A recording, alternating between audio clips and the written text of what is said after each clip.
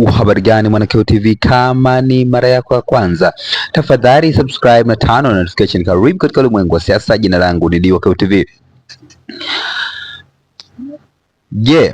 Chadema imeshinda vita au imeingia kwenye mfumo? Na kuletea makala fupi ambayo inaeleza hali halisi ya Chama cha Demokrasia na Maendeleo Chadema. Wakati vumbi la shangwe likitimka na rangi za Chadema zikitanda mtaani baada ya kurejeshwa uhuru wa kufanya siasa, taswira ya nje inatafsiri kama ushindi mkubwa wa demokrasia nchini. Kwa wafuasi wa chama hicho, yaani matunda ya msimamo usioyumba na shinikizo la muda mrefu dhidi ya kile walichokiita ukandamizaji, wakiamini kuwa sasa uwanja wa mapambano umerejea mikononi mwao kuelekea kilele cha mabadiliko ya kweli.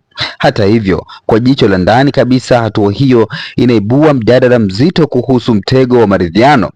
Wachambuzi wa kisiasa za kimkakati wanahoji ikiwa serikali imeamua kutoa uhuru huo kama njia ya kupunguza shinikizo la ndani na nje, huku ikijua fika kuwa kuwapa wapinzani majukwaa ni mbinu ya kuwafanya wapunguze makali ya mapambano ya chini kwa chini. Swali linabaki, je, Chadema wamepata haki ya kisheria au wameingizwa kwenye mfumo wa kidiplomasia ya mezani unaoweza kupumbaza na kuwafanya waonekane kama sehemu ya utawala badala ya wakosoaji imara?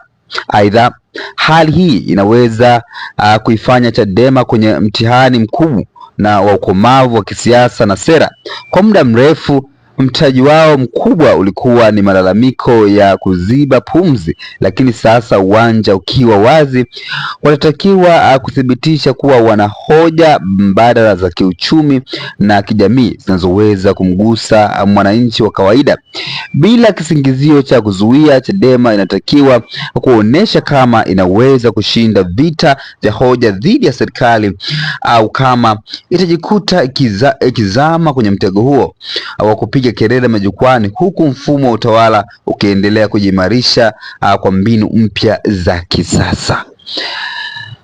Huo ni mtego ambao Chama cha Demokrasia na Maendeleo Chadema kisipoangalia kinaweza kikaingia. Una maoni gani kama Mwanakeo TV? Tafadhali shusha maoni yako katika sehemu ya comment section. Jina langu Diwakeo TV. Tunakutujua katika masuala ya kisiasa. Bye bye.